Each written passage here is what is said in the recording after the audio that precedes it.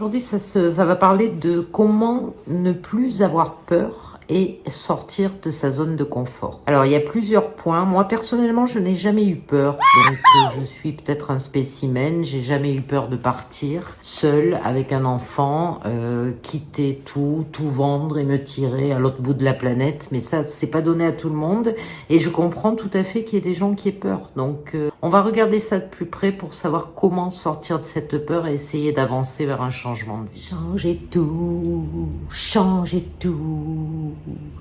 pour un monde qui vaut le coup. Changez tout, changez tout. Oh non!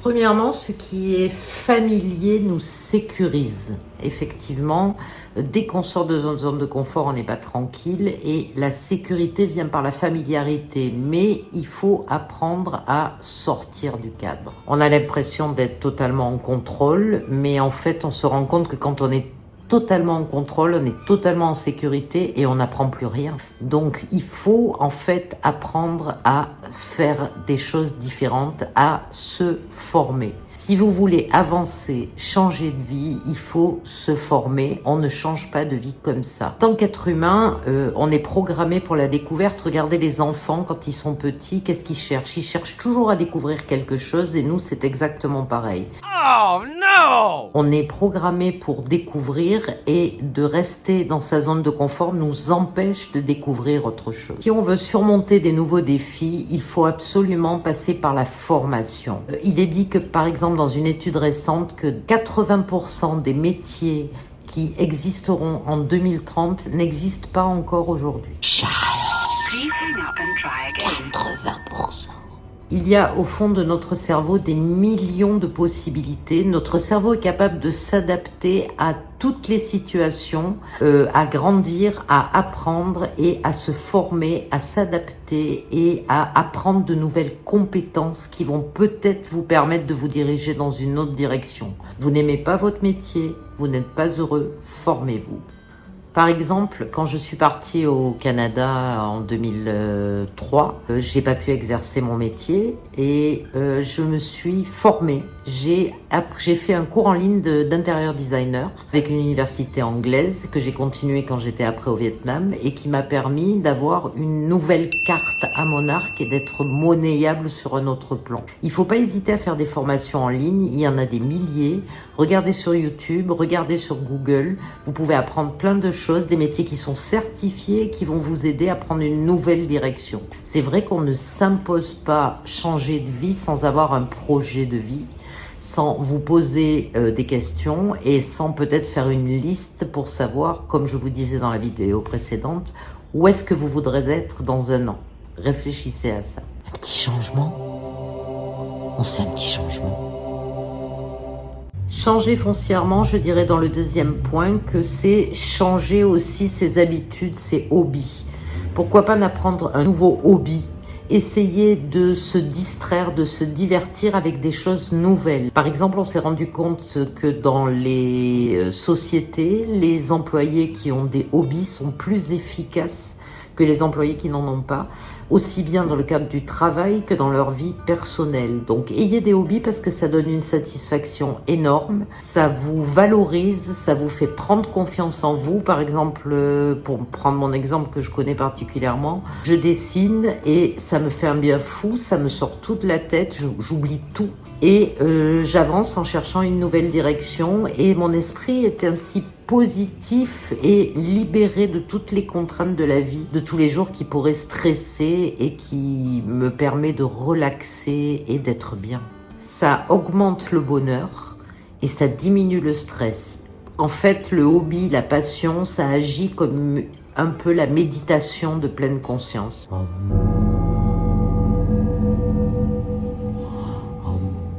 Ça vous fait tout lâcher et ça vous fait voir les choses plus claires, avancer plus sereinement et peut-être voir venir des points que vous n'aviez pas vus avant parce que votre esprit est plus libre. Le troisième point, je dirais que c'est de réduire la négativité. On a entre 60 et 70 000 pensées par jour, chaque être humain, et il y en a à peu près 85% de négatifs. Donc vous imaginez le travail qu'il y a à faire pour essayer de se sortir tout ça de la tête. Donc il faut se lancer des challenges, au moins une ou deux idées positives par jour et continuer à se la répéter pour essayer de changer d'état d'esprit, ne plus être dans ce renfrognement, cette négativité. Évitez peut-être de fréquenter des gens négatifs qui vous tirent vers le bas. Cassez-vous les négatifs, cassez. Mais faites un tri dans les fréquentations que vous avez, c'est aussi super important pour arrêter d'avoir peur des gens qui vous montrent les défauts de ce que vous voulez faire, qui ne pensent qu'à côté négatif de ce que vous voulez faire. Il y a un moment, il faut savoir faire un tri et s'entourer de gens qui vous boostent, qui vous donnent de l'énergie, qui vous donnent leur positivité, et qui vous font avancer plutôt que reculer. Point 4, je dirais que c'est de donner aux autres. Il faut apprendre à donner, à faire peut-être du bénévolat, des choses qu'on n'est pas habitué à faire en France, que personnellement j'ai fait au Canada, j'ai fait au Vietnam en faisant des missions humanitaires. C'est une satisfaction incroyable d'avancer vers les autres, de donner, sans attendre de recevoir, parce qu'il y a des gens dans le besoin, parce qu'il y a des gens qui ont besoin d'avoir un sourire, un compliment. Ça fait du bien de donner un compliment, ça vous donne une satisfaction personnelle. On arrête de se renfrogner seul dans son coin à la française, comme on a l'habitude de faire en France, malheureusement. Vous voyez pas ça à l'étranger. Les gens s'approchent, discutent avec vous. Ici, personne ne se parle, personne ne se regarde, personne. Mais faites un effort, essayez de sourire aux gens dans la rue. Vous allez voir le reflet que ça donne à vous, que ça vous donne à vous. Ça fait du bien. Même si c'est vous qui donnez, n'attendez pas de recevoir. Les gens sont désarmés et ça leur fait du bien. Il faut donner aux autres pour un jour espérer recevoir. Et si vous donnez, plus vous recevrez. Quand on veut changer, si on apprend à donner et donc à recevoir, ça permet d'éviter toute cette négativité qui vous entoure et surtout de vous faire avancer dans vos peurs. C'est-à-dire on a peur de sourire à quelqu'un parce qu'on sait qu'il ne va pas nous répondre, mais après tout, quelle importance! Souriez, un mot gentil, dire à quelqu'un qu'il est beau, qu'il est sympa, ça m'arrive de le faire dans le tram. Quand je vois une très belle vieille dame, je lui dis vous avez dû être très belle jeune, ça fait plaisir. Et elle est contente, ça lui donne un soleil pour sa journée et ça vous rend positif. C'est comme ça qu'on change, c'est en changeant d'attitude. Pensez à changer d'attitude, d'arrêter d'avoir peur de ce qui se passe autour de vous, de vous rapprocher des gens, de devenir gentil et sympathique. Je sais que c'est pas donné à tout le monde, mais le changement de votre vie passe par là. Le 5e point, je dirais que pour ne plus avoir peur, c'est de rencontrer les autres. Rencontrer les autres, je veux dire aller vers les autres. C'est-à-dire, essayez de vous forcer de parler à une personne inconnue par jour. Et bonjour, vous habitez chez vos parents ? C'est facile de se retrouver dans son cercle d'amis, à ne parler qu'avec ses amis, ça n'occasionne pas de peur, on se sent en sécurité. Par contre, quand on veut engager un changement de vie, on va être confronté à des nouveautés. Donc pour ça, essayez de parler à quelqu'un, par exemple dans le tram, dans la rue, une fois par jour. Ça va vous donner une estime de soi. De soi, oui, bien sûr, mais ça va faire un bien fou et ça va vous redonner de la confiance en vous, ce qui vous manque peut-être pour sortir de cette peur, de cette zone de confort dans laquelle on se sent si en sécurité et qui en fait ne nous mène à rien qu'à rester pareil et à vivre toujours la même vie. Métro, boulot, dodo, à travailler pour les autres et à pas travailler pour soi, à engraisser les autres et à pas se faire plaisir à soi. On apprend ainsi à gérer ses émotions avec les autres. On apprend à devenir meilleur. On apprend à faire un pas en avant, ce dont on a besoin quand on veut sortir de sa zone de confort. Donc fixez-vous cet objectif. Demain, vous parlez à quelqu'un de nouveau dans la rue, ne serait-ce que pour lui demander quelque chose, ne serait-ce pour le féliciter, pour lui sourire, ou essayer de sourire à quelqu'un dans la rue. Vous allez voir que le retour est étonnant et ça vous fait grandir, ça vous fait avancer, ça vous permet permet de sortir de votre zone de confort et d'éviter la peur de l'autre, parce qu'il est aussi question de la peur de l'autre quand on veut changer. Le 6e élément, et j'y reviens comme je l'ai dit dans la précédente vidéo, c'est de montrer sa gratitude, montrer de la gentillesse aux gens, montrer que vous savez donner, ça va vous faire énormément grandir. Arrêtez de penser qu'à soi, ça va vous faire sortir de votre peur de l'autre, ça va vous faire aller vers l'autre et ça va vous faire avancer. Montrer une gratitude pour les choses qui vous entourent. Il y a de la gratitude pour des petites choses, il y a de la gratitude pour des grandes choses, mais surtout pour plein de petites choses dans la vie qui vont vous montrer que vous n'avez pas à avoir peur, vous pouvez avancer, vous pouvez gratifier les gens et vous pouvez surtout prendre des décisions parce que vous êtes fiers de vous et que vous reprenez confiance en vous. Montrons de la gratitude, on crée un sentiment d'abondance, on crée des ondes positives, on devient positif. On oublie la négativité qui nous pousse à avoir peur de tout, celle qu'on nous a inculquée depuis qu'on est petit, les limites qu'on nous a posées depuis l'école, depuis qu'on est petit, depuis qu'on est enfant. Et ça nous permet de s'affranchir de tout ça. C'est pas une mauvaise chose que de donner aux gens et de remercier les gens. Je vous le disais précédemment, quand vous donnez, après vous recevez et ça vous aide à ne plus avoir peur, à devenir capable de remercier les gens et d'être infiniment content et positif pour eux aussi, pour ceux qui réalisent dans la vie, ce qui enlève toute cette aigreur que vous pouvez garder au fond de vous quand on est toujours pareil, quand on ne sort pas de ses habitudes, quand on n'avance pas et qu'on ne grandit pas. Pour le 7e point, je vous inviterai à modifier votre routine. C'est comme ça que vous allez commencer à changer. Ne plus avoir peur de changer. C'est-à-dire cette routine qui est 80% de notre vie, qui est automatique. Il faut s'obliger une fois par jour à la casser. Essayez de faire un truc que vous n'avez pas l'habitude de faire. Voyez les points que vous ne faites pas, que vous ne faites plus. Listez-les. Prenez un crayon, listez-les et voyez ce que vous pouvez changer dans ces habitudes routinières qui ne sont pas forcément positives pour vous. Quand on évoque le mot changement, on peut être choqué parce qu'il y a une chose qui va venir de suite s'évoquer dans votre tête, c'est l'inconnu et la nouveauté, c'est ce qui fait peur. Et c'est ça qu'il va falloir casser avec la routine pour arrêter d'avoir peur, c'est de casser ça, oui le chat, bonjour le chat, qui va casser la routine et qui va vous permettre d'avancer. Le chat est intenable, je suis désolée.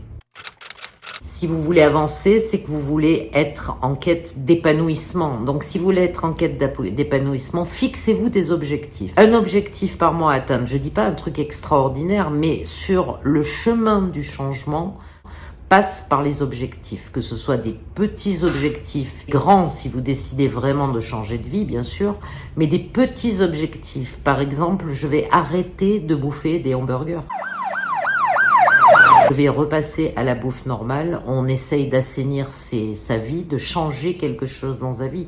Si vous ne changez pas les petites choses, vous ne changerez pas les grandes choses. C'est-à-dire dans 10 ans, vous serez au même endroit et dans 10 ans, vous aurez des regrets. Le problème de ça, c'est d'avoir des regrets, pas de ce qu'on a fait, mais des regrets de ce qu'on n'a pas fait. Donc, fixez-vous des objectifs, un par mois, et essayez de vous y tenir. Le 8e et dernier, c'est encore et toujours se fixer un objectif pour avancer, pour penser et trouver qu'on a un impact sur notre existence, ce qu'on n'a pas si on ne fait rien. Quand on n'a rien, qu'on ne fait rien, il ne vous arrivera rien. Donc, fixez-vous cet objectif, et je sais plus qui disait, mais il vaut mieux être l'architecte de sa vie que le maçon de la vie d'un autre. Donc, foncez, objectif par objectif, avancez doucement et vous n'aurez plus peur. Et si vous avez peur, relisez la liste des objectifs que vous vous étiez fixés, comme je vous l'avais demandé dans la précédente vidéo. Fixez-vous 10 objectifs et voyez comment vous pouvez les faire avancer. Le pour, le contre, le comment et le pourquoi surtout. Pourquoi votre vie ne vous plaît pas? Pourquoi vous voulez en changer? Et que faut-il changer? Et ça passe par une sortie de la zone de confort. Je vous donne un petit exemple personnel. Quand j'ai décidé de partir vivre au Canada, donc j'ai tout vendu, mon cabinet dentaire, ma maison, mon fils avait 10 ans, je me suis fixé comme objectif, j'avais 1 an devant moi pour préparer ce voyage et ce départ. Donc je suis allée en repérage 1 an avant, j'hésitais entre Montréal et Vancouver, bon ça a vite été, le choix a été vite fait pour une première expatriation de partir à Montréal, parce que le français bien sûr plus facile, et j'ai mis 1 an pas à pas pour préparer ça, mais je n'ai pas eu un doute sur ce que j'avais décidé. C'est-à-dire, j'ai avancé peu à peu avec les étapes. C'est passé par toutes les formalités canadiennes qui sont à faire, plus la vente de l'appartement, la vente du cabinet, vivre dans un petit 2 pièces en attendant de partir, mais quelle excitation! Quelle excitation vous ressentez le jour où vous montez dans l'avion pour partir? Non, je n'ai pas eu peur, comme me le demandaient souvent les gens.